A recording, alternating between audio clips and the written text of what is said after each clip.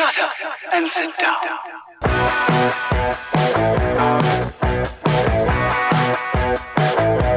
Hey everybody! Welcome to Nerdsplaining Podcast. I'm your host Eric De Silva. De With Silva. me as always, With my me as always, co-host, my co-host, Jose Romero. What it is, what it was, what it shall be, 2022.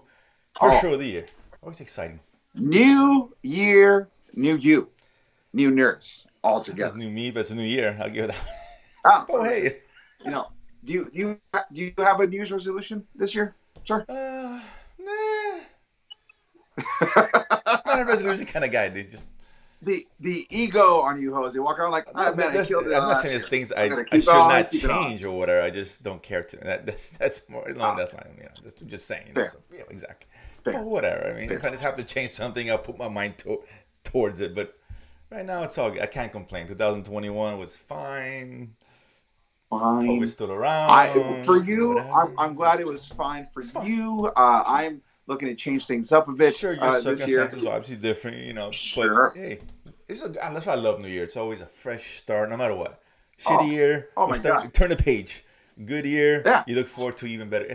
Everybody wins a New Year's this time of the year. That's what I say. Absolutely. Anyways. Unless you're in jail for life, and then Well, you not got even, what you still got. good because there's 1 year less of jail time. Even life, you're Closer to death, so you're gonna get out. So think about that. Yeah, see, look at that. glass half full.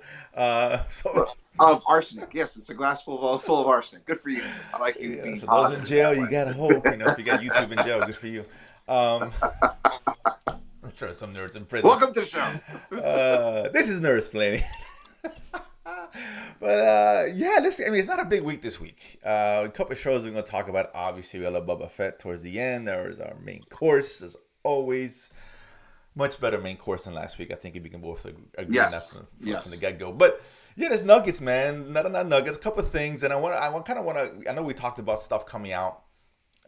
We kind of mentioned looking to 2022 once it's being released. We'll take a little more in-depth look at that because there's a lot more stuff than I actually realized that was coming out this really? year. Yeah, or just maybe we didn't mention or whatever, just to get a good gauge because it's gonna be a good nerdy year. We'll get to in a second. But that being said, let's get the bad out of the way.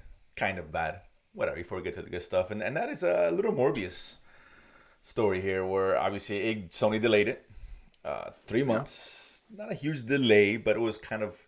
I was looking forward to it. I'm not saying this movie was going to be amazing, but when you talked about getting the month to a good start, you know, Morbius. You know what? But I'm actually okay with this because of what the rumors I heard about the why.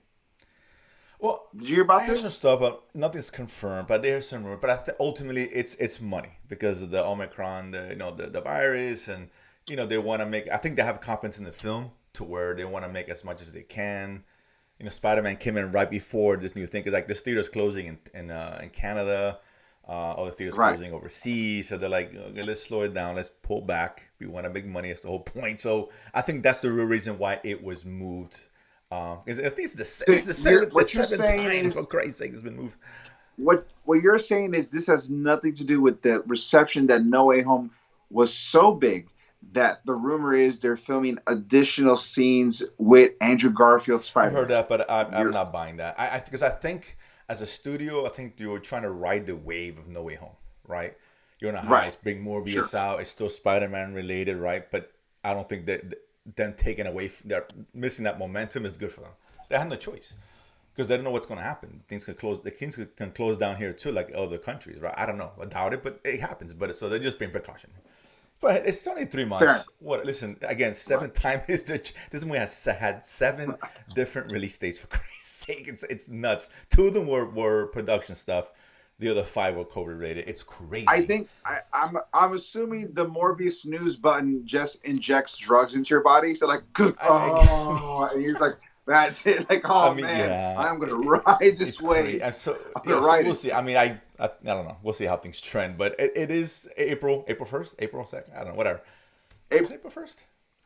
Man, if they do April 1st just to blow it off another 3 months, I'm like, holy crap, whatever. This April is Fool's, ridiculous. Morbius. April Fool's joke with Garfield in it. It'll be fantastic. But so whatever. But that being said, I kind of. Again, it's not terrible news. It is what it is, right? Fuck it. What are you gonna do? But 2022, man, because obviously Morbius is part of that group, right? And not just in movies, but TV as well. This is a pretty big nerdy year, man, and huge because we talked about December was a pretty big month for nerds, right? Matrix, Spider-Man, The Witcher, Last episode of Hawkeye, Boba Hawkeye, Fett. So right? it was a pretty big deal Right. for that month. Dude, this year we got, I didn't think we realized it. Maybe we did, but there's 9 superhero films coming out. 9. That's For no, January? no, for Or the year, for the year. No, 9 for the January. year? No, Oh, okay. I was no, like, holy crazy. crap. No way. That's only 4 Okay, weeks. right. But 9, dude, that's a lot, dude. We got 3 Marvels, 4 DCs, and 2 Sonys, right? So we got Morbius now moved, but it was January 28th. We get the Batman, of course, Doctor Strange in May, Thor in July 8th, Black Adam the 29th, Spider-Verse part 1 on the 7th of October, Flash the 4th of November, Black Panther November 11th, so someone's going to move there, and then Aquaman the 16th of December. I didn't know Aquaman was coming out this Yeah, year. so dude, it's a pretty big slate. That's a lot of, I mean, And, that's a lot. and that's not even talking about all the TV Well, that's what we're shows gonna get to. too. We got Peacemaker coming out that we know. We got Halo, right? That's a nerd product. Right. House of Dragon. Come on, Game of Thrones. Lord of the Rings is slated late this year on Amazon Prime. On Amazon, we talked that's about that big. a lot. That's Yeah. huge. Miss Marvel was slated this year. Moon Knight, which we'll get to in a second. Naomi, I think that one drops next week or this week. Obi-Wan. The Sandman. On Sandman. Netflix. Not Morbius, Morpheus. Yeah, So that's right there. Yeah. Maybe She-Hulk. I know this is not confirmed, but I believe She-Hulk. This was we got She-Hulk is She-Hulk, this and year, then the other too. possibilities are The Boys, maybe not confirmed. Umbrella Academy, not confirmed quite yet. We got Stranger Things. It's another one. That's a nerd IPs. So 11 confirmed, 13 with 12, 13 on, So we with got like 2 unconfirmed. over 20 properties. Dude, that's a Wow. lot. And That's big half- ones. It's That's only what I'm saying. 52 weeks in a year, which means That's it's going to awesome. be I mean, that's spread great. out. I'm talking about like big I'm not stuff. complaining. Halo, House of Dragon, and just Yeah. those along with Lord of the Rings. That's huge in itself. So let me ask you this, because not everything can be a we winner. know that. As Cowboy Bebop No, and Jupiter's listen, Legacy has taught us, There's always not things everything and could be movies a too, winner. right? This year, as excited even for December, Yeah, right? absolutely. Not only like High Right. Time when I did, but it wasn't a great show, whatever, right? But that didn't quite hit, and neither did Matrix, for example. Not that it was bad, but it didn't Right.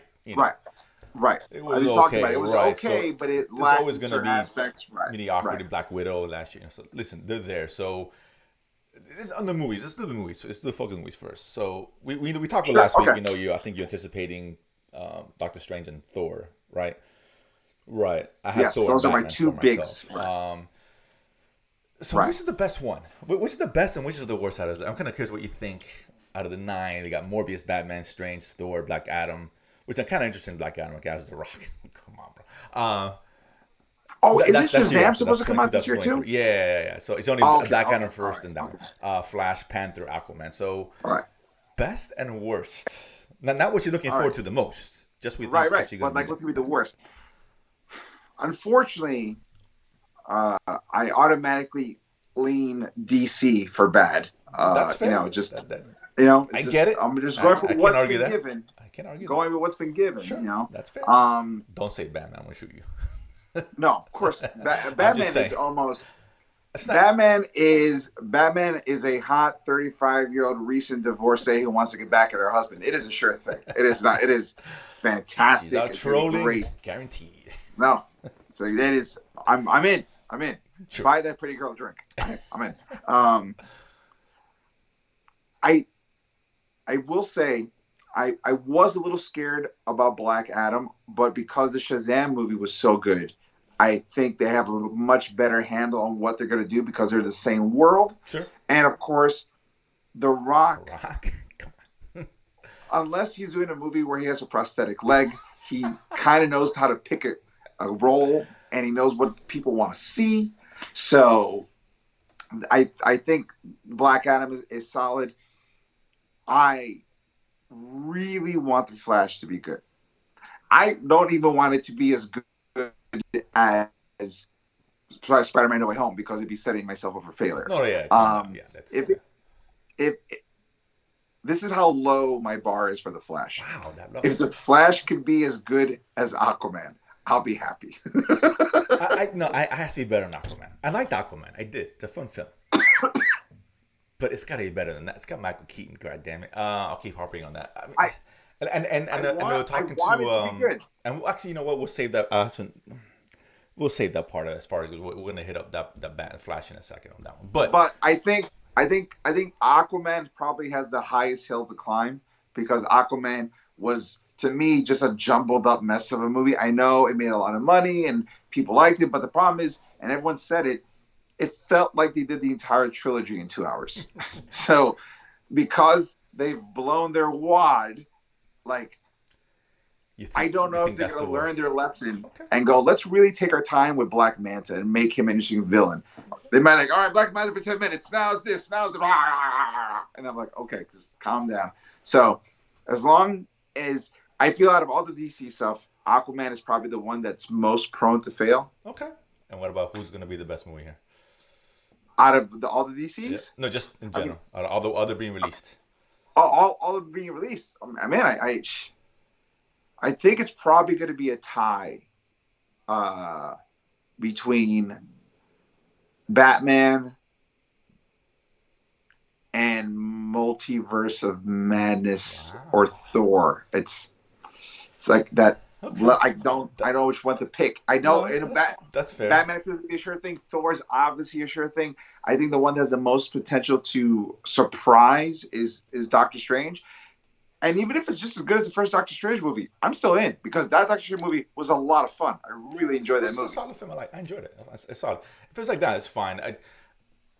I would agree with Aquaman. I think that's the biggest potential to bust. Morbius also, I think, has a potential to bust as well. I think Morbius has potential, but I think I'm leaning towards Morbius being like Venom, where it was fine. Right, I think it's gonna be fine. It's gonna be fine. I hope it's better than Venom. Don't be wrong, but I got a feeling it's looking toward. I think that's like the ceiling is Venom, right? Right. And all these movies could suck. They could all be great. We know that. But in terms of what I'm looking at, best, man, this is tough, man. Either Thor or Batman, I think. But you know what? I take it back. I'm gonna go Spider-Man. Oh well, Spider-Verse, right? You know what? Spider-Verse. You know, I'm sleeping on Spider-Verse. We are sleeping on it. We haven't even forgetting it, but dude, because I saw it recently. That first one was so good. It was so good. Yeah, you know what? So, I think it's gonna be right now for me. It's a 4-way tie. Once I experience it, I'll be able to properly. Oh, obviously, we'll revisit this later. But I think, potential-wise, those 4 are the kingmakers. I mean, we got some big stuff. I mean, if those hit, I'm fine. Those are only 4 that have to hit. Like really have to hit. Anything else is just great. Well. Even the Flash has to hit. Like it doesn't have to hit. These 4 have to hit. Let me be clear, by the way. I'm not counting Black Panther, not because I'm mad that Chadwick Boseman's dead. It's just that there's so much drama on the back end of it. I think it might end up getting delayed some more because of what's going on. So I am worried about that because I don't.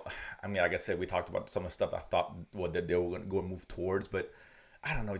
You're right. It's a lot of stuff there. I don't know. So I don't think it's gonna be bad. I just don't think the potential of being great is not there. I think there's a very big chance they'll probably delay it to if they were smart, if they figure out the right way to do it, perhaps delay it to February of 2023. So it comes out Black History Month and it's gonna fucking destroy. Like I said, I mentioned that real quick. Flash and Black Panther a week apart. I got a feeling somebody's moving. Initially, I would have said Flash remove, but now, given all the stuff with Black Panther, I think that would be wise to move. Because you don't want to cannibalize each other. Listen, a week apart is not a lot of time. You know, Flash is going to make money. It is. And so is Black Panther. You at least need, beginning of the month, end of month. Give each other that wide berth. Push Black Panther to Thanksgiving, because there's nothing Thanksgiving. Aquaman's December 16th, so that still gives you 2, maybe 3 weeks in between those. I say push Black Panther February 23. I think push it next year because I push that. I got a feeling that's one of those going. If that doesn't move, I think Flash moves. I don't see how Flash stays. I hope Black Panther moves. I want them to have more time to get it right. Right. I'd rather it's such a good first movie. I agree. I'd rather see Flash before Black Panther. Yeah, if it comes to my head, absolutely. I'd rather see Flash. So let's keep that one there. So a lot of stuff. TV, I'm too much on TV, but we are with Peacemaker. They're starting next week, so we'll break that down. I heard some good things about Peacemaker, by the way. Yes, we will. Yeah, so I'm excited about that. But look, it's a big year, man. That's a lot of stuff. So it's exciting, man. We have to wait till March for the first superhero one now, but whatever, it's fine. It is what it is. Listen, with the fact that so many variants keep popping up there, We need stuff to entertain us indoors. So I'm cool with yeah, this. like More a ton of shows. It's a big year, so a lot of stuff to talk about. But I want to stay with the Flash for a second because there were Sure. stories that came out here. I guess those rumors. I'm sure you heard that they were gonna. This was just rumors, but the whole plan was to erase the Snyderverse, right? Which we've been hearing for Right. ever. We've talked about it as well. Right, So made yeah, sense. A great way, Flashpoint, great way to reset the DCU, whatever they're calling it. Fine, I get it. exactly. It's not like a big, oh my god, big rumor, but it resurfaced. There's reports of some a screening. It's nonsense. Don't buy any. There's been no screening of that. I don't want to hear that. That's nonsense. But that's how it kind of started as far as the ball rolling with these rumors about just Snyderverse being nixed and all that. So Ezra Miller comes down. He's pulling potentially a Andrew Garfield here because we know Andrew Garfield, a master fibber, if you will. No, he's not a master. Everyone knows he's lying. You're only a master if no people don't know you're lying. Everyone's like, this guy is Fair naive. Touche. But yeah, he came out. Oh, I'm not in Spider-Man. Okay, whatever. Fine. But I never got the call. It was an email, guys. Yeah, I got an email. I never got the call. I got an email. I didn't see Spider-Man. I got a text message. It was Kevin Feige going, "You up to play Spider-Man?" So I guess Ezra Miller took to Twitter or whatever, Instagram, one of the two, and he had a quote in there saying, "This is a quote drawn: No power or force in any known megaverse would or could ever erase Zack Snyder's mighty works." I don't know about that. And he doubled down saying that the full quote was, "You can take that quote, take that to the bank, to the press, to the schools, to the military, and the pillar of capitalism. I'm forgetting because that thing where if you try to think of a group too many things, you always forget about one of them." That's his quote. So he's thrown on the gun that this will not erase the Snyderverse. Bullshit. What do you think? Of course. You think it's bullshit? Of course it's bullshit. Yeah.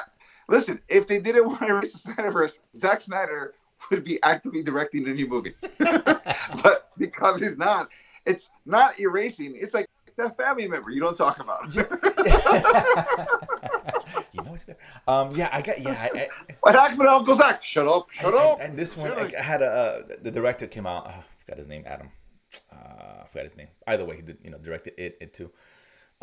He came out and said there's many surprises that wanted to keep on the wraps and all that. So okay, whatever, fine, fair enough.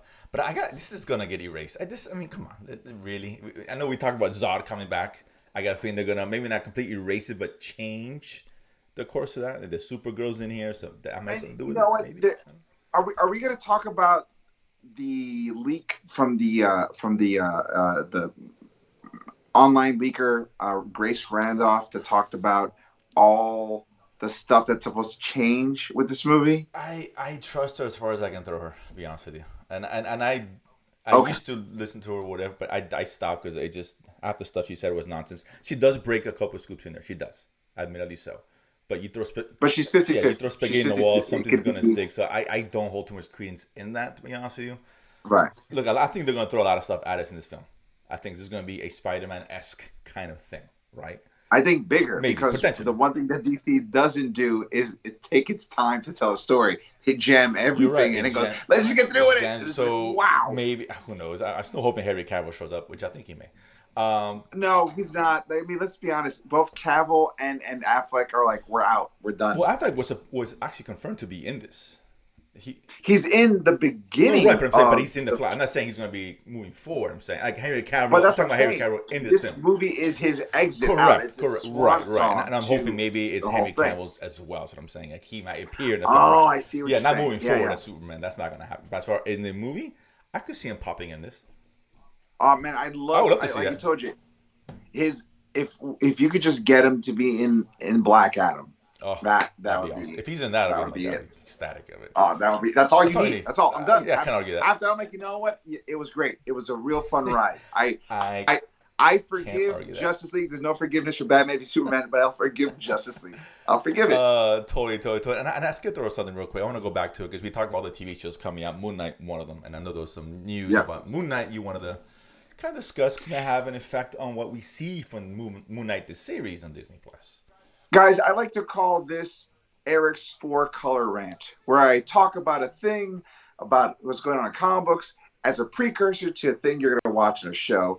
And sometimes there's stuff that's going to comics that's reinterpreting the character, or like having a really great storyline, or something where the general public or the general comic public is going like, this is the thing to look at right now. And I got to bring attention to Moon Knight. I just finished reading the first 6 issues of the new launch of the Moon Knight series, and holy crap, I am digging it. If you know anything about Moon Knight is a dude who was dying, and he's brought back to life by Khonshu, the Egyptian moon god of vengeance. And Mark Spector is chosen to be the Moon Knight, the fist of vengeance, of justice, of Khonshu, sworn to protect all those who travel through the night from those who prey on the night. There you go. And what's great, what makes Mark Spector great is that he's broken. He's got multiple personalities, and each personality is a different aspect of himself. So he has Mark Spector, which is a mercenary. You got Jake Lockley, which is a cabbie. You got Stephen Grant, who's like a billionaire. You have the Moon Knight, Mr. Knight, which is like the detective version of Moon Knight. And this new Moon Knight story shows Moon Knight is starting over because in a recent storyline in the Avengers, Moon Knight tricks Moon Knight into believing that it was the time for Khonshu to inherit the Earth, and he brings the moon closer to Earth, giving Moon Knight all these extra powers, and Moon Knight is able to take away the Iron Fist power, and he's able to control Thor's hammer, and he's able to subdue Bast, the Black Panther god, and he's literally systematically taking and absorbing Avengers' powers and giving it to his god, and he takes over the world. It's a crazy banana story, and at the end, Moon Knight discovers that Khonshu was tricking him. It was all a lie. He betrayed his friends for nothing, and at the end, Thor and the Asgardians take Khonshu and imprison him in Asgard, which is great. And now Moon Knight is now, he still believes in the mission that he has, but he just doesn't believe in his God, which is a very precarious place for it to be in. So Moon Knight is now he's in New York, I believe, right now, and he took over a building which he calls the Midnight Mission, and he says, anyone who's in trouble, come to me. I'll take care of it. I'll take care of it. So it's almost like the A-Team, except you don't have to pay him shit. I got this. And it's great because this restructured Moon Knight allows him to lean in back, not like supernatural connection. Like he's fighting vampires, but he's also protecting young vampires who got turned. He's giving them like sanctuary in his building, and letting them almost rehabilitate themselves. It is almost what I guess you would call a vegan vampire lifestyle. You know, like you drink blood, but it's not from a thing that no one has to die. It's a whole process. He gives them day jobs because they have to can't go out during the day. So he's making those office workers in his building. It's great. He fought like a Frankenstein biker gang, like all these. Spider-Man has a villain called the Vermin who took over an apartment building. So he killed one, and they all looked at him like, "Wait, you're a superhero. You're not supposed to kill." It's like, "Oh, you're one of Spider-Man's guys. You're not used to getting murdered." So let me tell you something. You could stay here. I could kill all of you, or you could learn that lesson from the first guy murdered. And you can leave, and they all leave the building. So it's very, very cool. But in the process of this, he's met this guy who turns out is also a fist of Khonshu.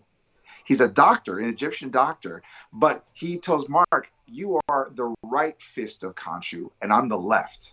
You are vengeance. I fix what's broken. And he tells Moon Knight, what's broken is you. So I'm here to either break you and make you a better Moon Knight, or break you and take your place. Interesting. And that flip on the Moon Knight dynamic, like if you got two hands, so you could have two fists, and what their relation is to one another, was really cool. I like what they're doing, which is like they don't like each other. They're rivals. They'll try to murder each other, but they're both serving the same cause. And now Mark is getting like visions of like Khonshu trying to reach out to him from the great ether, and it's just just such an interesting dive into what Moon Knight's been through, and now recontextualizing for this new thing. Plus, like the stuff like if you're a Marvel Comics fan and you've read any of these supernatural superheroes of the Marvel universe, that side of those heroes are called the Midnight Suns. So to me, like if you ever place called Midnight, the Midnight Station. Why would the Midnight Suns not meet? So it's almost like you're setting up this big Midnight Suns revival. Look at the people who are Midnight Suns: Ghost Rider, Blade, Moon Knight, Doctor Strange. What's happening in the Marvel universe right now? Doctor Strange, Moon Knight, Blade, a Werewolf by Night, having a Halloween special, Disney Plus of October. Like they are setting Midnight Suns. They are setting up the potential Midnight Suns in comic books with Moon Knight leading the way. If you love Batman and you love weird, mind trippy, but also very humble, basic human problems and action and beautiful art, pick up Moon Knight right now. It's only 6 issues. I will tell you right now, guys, the issues are selling out like crazy. The first 4 issues, they are like on their 3rd printings. Like it is hot. So either pick it up through Marvel.com or just pick up the reprints just to read the story. If you want to collect it, God bless you. Go on your mission. I got a Moon Knight #1, but it took me a minute. So it's out there, but you got to put the work in. But guys, read this. It is great. And if you want an idea of like where the series is not going to start there, but where it's going to end up, this is a great place to look into. And if this is where the show ends up, man, this is going to be bananas. They got to do a movie afterwards. It's so good. Yeah. So, Moon Knight, pick it up. I'm looking forward to that, despite, Tio Pepe, Oscar Isaac there, but, Hey, he's a great actor.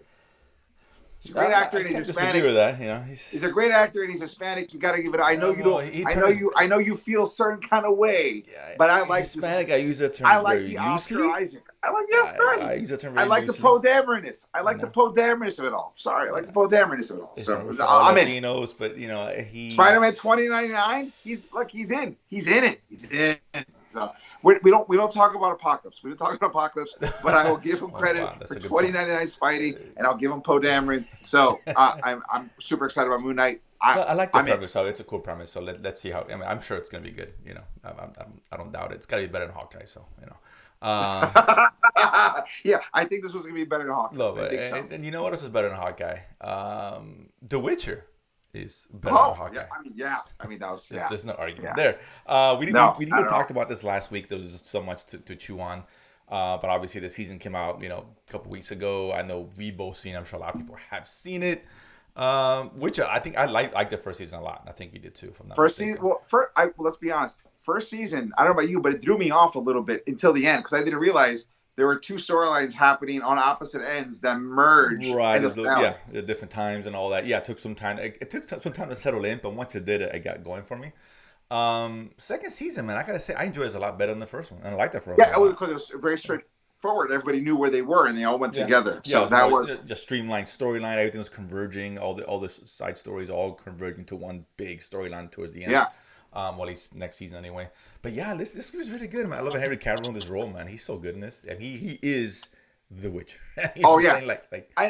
You've probably, if you follow the show on any aspect and read articles, apparently Henry Cavill is the Peter Jackson of Witcher books. Like Peter Jackson loves Lord of the Rings. Oh yeah, I got you. Okay, yeah. And Henry Cavill, in between takes when they were like reworking a shot, he would actually goes, "Can I use this line from book 3 where he says this to say?" I think it'll be that it's just as impactful. They're like, "Yeah, sure, that sounds great." So, but he knows specific verses and elements that happen to the character later on. Mind you, Henry Cavill's also like a PC gamer where he built his own PC. So the dude's got nerd cred. Like, no, he does, and he loves his property. I'm glad he's involved. I mean, yeah, things worked out better. I mean, like, what's her name? Siri? Is that her name? The girl? Yes. Yeah. Is that her name? Some of that. By the way, I think so. I love that dynamic because obviously they met towards the end of the first one. Now they're actually interacting, and that was really cool. The fantasy elements, I think they took it to a new level. The action, particularly in the last 3 episodes. Not as sex heavy as the first season. No, but it's dark and graphic, dude. Oh yeah, very awesome. Dark and graphic. Oh my god, absolutely, awesome, absolutely. Listen. Part of the charm of season 1 was like, hey, do you want a more magical and more action adventure version of Game of Thrones. Well, we're not as complicated, but we're gonna give you lots of sex, so enjoy that. And then season 2 is like, hey, do you want a more action packed and adventurous Game of Thrones? We're gonna give you that, but like almost no sex, but a lot of like they really push the multiple angles and different people's goals and motivation. Like that, the season finale of The Witcher felt like a season finale of Game of Thrones. Like they set up 5 different power players, each one with their own like objectives, Sure. and each one has to overlap each other. So you know there's going to be conflict. Like I was like, wow, this is. If you're missing Game of Thrones, season 2 of The Witcher is that fix for you. I know exactly. It's real. Because I want to compare it to Game of Thrones. It's not really the same. It's not a fair comparison. It's sort of sorcery in that sense. That's Yes, sort of sorcery. very loose. But because everybody kept comparing, I'll compare it to Wheel of Time, which everybody compared to Game of Thrones, which is not a good comparison either. Right. Okay. This fair. is more comparison to Wheel of Time, which I like Wheel of Time. I'm not sure if you've seen it. Yeah. It's good. I saw the first episode. Yeah, it's solid. But this is just because this is magic and monsters, whatever, et cetera, et cetera. So this is the more into the fantasy than Game of Thrones is. But this is such a way better show. It just is visually is much better.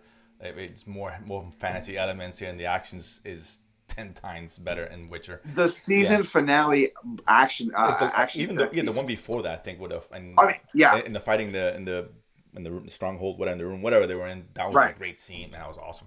A lot of good shit. The monsters are awesome. So designs are so cool. Yeah. Cool. High production value. You don't very much. Yeah. And by the way, man, it really is. The episode where they reintroduced the Bard, which if you saw season 1, the Bard is the one that's spare a coin for the Witcher. God. He's awesome. His new song is fantastic. There's a scene in the series which is basically the writers telling the people who complain about season 1 to basically go kiss her ass. Yeah. Where there's a guy complaining about his songs, and all the complaints about the different songs he has are the complaints for Witcher season 1. Like the song you had where it's pretty good, but I didn't realize it was 2 different timelines until he got to the end. Right. He just told it straight, and he's like, I should just be quiet, but I can't. And he just tells like, I've been there on stage. Some would say I built my entire career off that one moment. But it is a great little meta commentary on the whole thing. It's top to bottom. Everything you like, if you only like the sex in The Witcher, you're not going to like season 2. But if you like everything else about The Witcher, it's better in season 2. Yeah. Solid. Is it as good as Arcane? No. I won't go as far as to say that. It is a really good series. It's really good series. And it's the kind of thing when you watch it, you're generally like, oh man, I can't wait to see the next season. Which is what a show should do. Exactly. Make you excited for the next. If you want to compare apples and apples, better than Wheel of Time. If you like Wheel of Time, I think this is a superior show to that. And I haven't seen all Wheel of Time. I like Wheel of Time. Sure. It's a solid show, but it's just not this. If you want to, stick with nerd stuff, it's better than better than Taiwan Bebop. It's better than Hawkeye. Probably better than Falcon. It is better than Hawkeye. So it's better than WandaVision, I think. Loki, I probably put Loki. I don't think it's better than WandaVision. I like WandaVision and I like Loki more. I like Loki more, but it's close. But either way, it's in the same category as WandaVision and Loki. I put in that same top tier the nerd TV product. No, this is up there. It's really good. I think it shows a lot of people watch, and you have to know nothing about the game. I don't play the game. I knew what he looked like with the white hair, and that's all I knew. I never read the books. I never played the game. Really enjoy the show. Yeah, you don't need to. It does a good job of kind of getting into world building. It's great. It's a very fun show. Must watch. I think it's a good show. Another show which is definitely better than Hawkeye. That's the bar. Yeah, maybe that's the bar. No, let me not shit on Hawkeye. It's because we obviously in 2022 be better than Eternals, right? That's the tagline for the year. It's gonna be better than Eternals. Hawkeye's better than Eternals. I'll say it. I don't know. I don't think it is. I think it's the same level. So it's Hawkeye's better than Eternals and Black Widow. I said it. Hawkeye's better than Eternals and Black Widow. Easy. But that being said, so far the Book of Boba Fett, it started off as Eternals.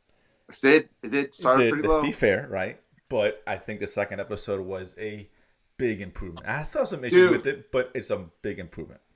Dude, first of all, this is the runtime each episode should have. Don't give me 30-minute episodes. And what's one thing I gripe last week? What did I say about? Can you please give us 45? For Christ's sake, we're not asking for a lot. Look, I'm not saying Robert Rodriguez watches the show. I'm saying he'd be stupid not to. So, well, actually, and someone else directed it. I forgot her name. It's but she does a lot. She hasn't done any movies, but she's been like involved like in The Americans, really good show. She did a couple of the big, like even nerd stuff that she did. I gotta look her up. But either way, she's done a lot of television work and on a lot of work on a lot of big shows. So, so it wasn't Robert Rodriguez, which surprised me because Robert Rodriguez, with his experience, should do something better than what she accomplished. But it is what it is. But this is a much better episode. Listen, it's still. I'm gonna say it's great. I don't want to overextend myself saying, no, "Oh my it's God, not. it's amazing." It's not Empire. It's not Empire good. It's not. It's not Mandalorian good.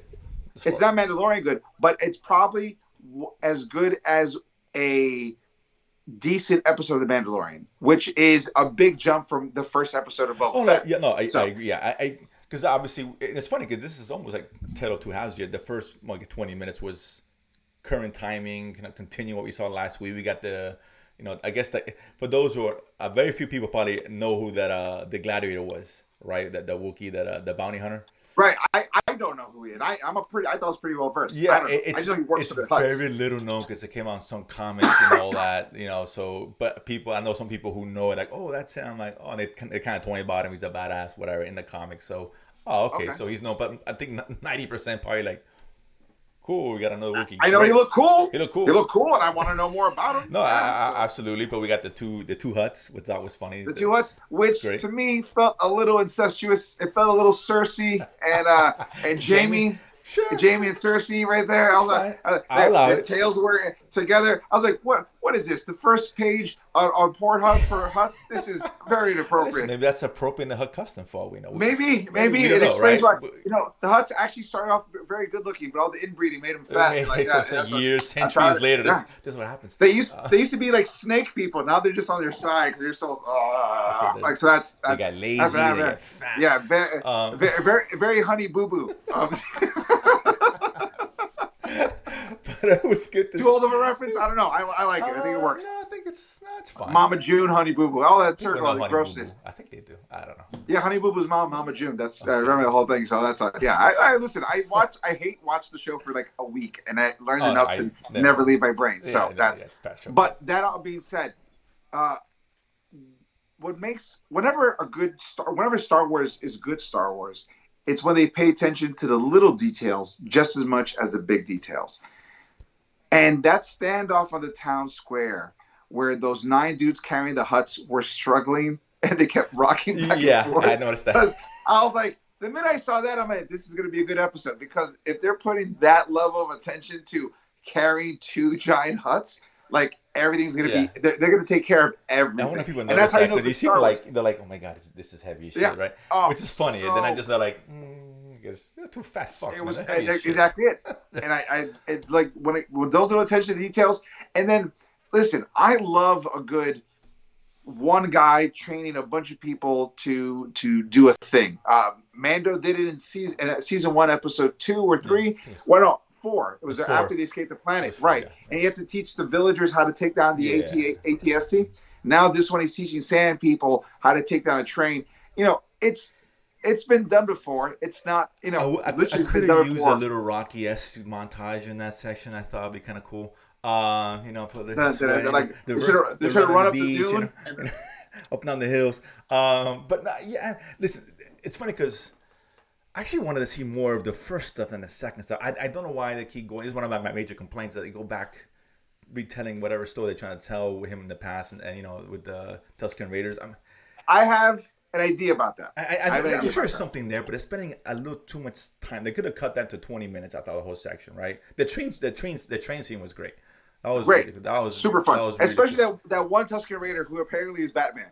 Obviously, he's okay. He's literally in black, and he's pulling people out the window. Like I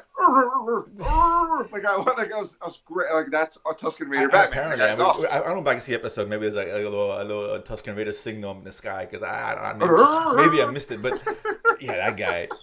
Whatever, great. MVP. But I mean, I'm sure it's going somewhere. I'm not doubting that. But Oh again, no, I want to see him move the story forward this and what we're, this is what you know. this is what I'm thinking. You tell me if you think I'm onto something. I think the reason why they're spending more time in the lead up of the series with the flashbacks is, and as opposed to modern time, is that the modern time people are confronting Boba Fett with the assumption that he is Boba Fett that fell down the Sarlacc pit and nothing changed. They think he's just a bounty hunter who's making a power play and doesn't know how big of a move he's making. What we know and what they're showing us is that Boba rescued someone that he would have left for dead in normal circumstances. He saved Fennec Shen. Okay. He gave an honor code support to Mandalorian. Well, yeah. He would have never done that either. So he does those two things to kind of show where he's at mentally. And like when the mayor is telling Boba that running a family is different than being a bounty hunter, he doesn't realize that Boba not only has learned how to run a family because he learned how to become integrated and respected in the Tusken Raider community, but essentially that's his own side army that nobody knows he has. So if he goes to war, he's got all those guys ready to jump in. Yeah, I agree. I think that's something setting up there. Even the people, right? And so I the feel people like that's the train that he let go. I think there's something there. But I mean, which is fine.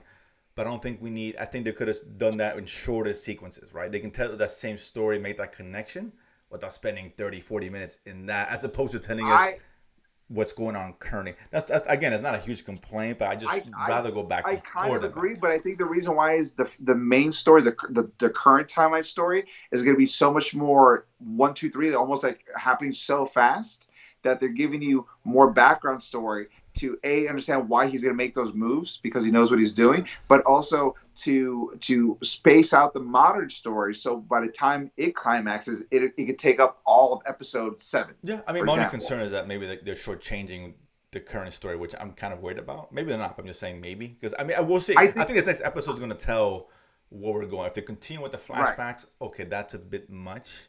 I think the flashbacks are going to get shorter. I mean, if it's short, and the main story is going to get bigger. I think that's what's going to be. That's what I mean. That's what I want to see. I don't want to. This ratio is not really conducive to good storytelling for the next 4 or 5 episodes. So I'm hoping that changes, right? But listen, but it's better episode. It's more exciting, way better action. The action sequence in the first one was terrible.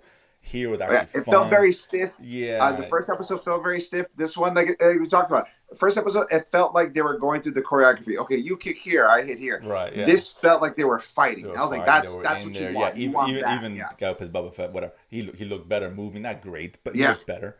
And like I said, that train sequence was really cool. I mean, think of what you were the storyline. I know people told me they don't like the storyline. Fine, fair enough. But that scene was great. It was really cool. It was fun. A little reminiscent. I think Mandalorian had something kind of similar in season 2. Well, with the Mandalorian had a train sequence. I think they had 2 train sequences, and they also had the training, the villager episode thing. But like I said, these are old tropes. They're not breaking the mold here.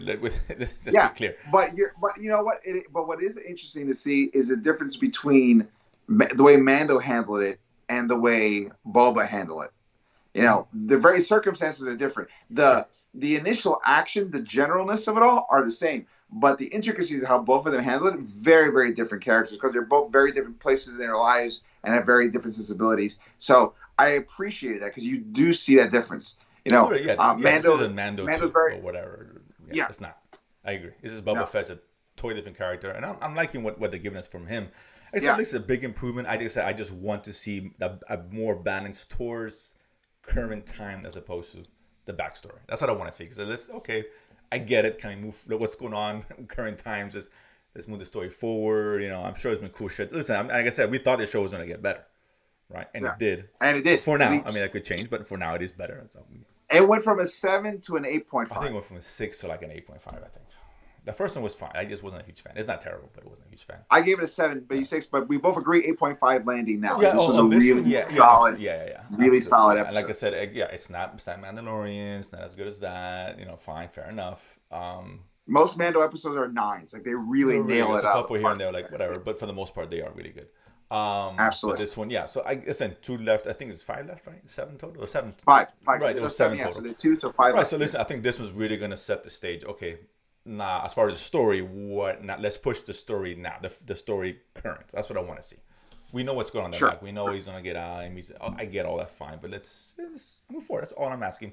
I don't feel with that. But now I'm back excited again. Like I was like, oh my god, I was worried. Yeah. Now I'm like, okay, now I can't wait to see next episode. Let's see what they do. Yeah. Right. And hopefully. Yeah. And that's what once again, what is the main part of the show is to entertain you and leave you excited for the next one. Right. And this whether it's the next episode, you got to do that. If you leave people with a blah, no one's gonna. Right. You're cutting your return. And I wish they would have released these two at the same, on the same day. That would have been amazing. Right? Well, I think I even felt better about the first one. I don't, maybe not, but at least would have felt better about the show coming off seeing the first episode. Like, oh, ended really well. Absolutely. So I don't know why I didn't do that. So it was odd.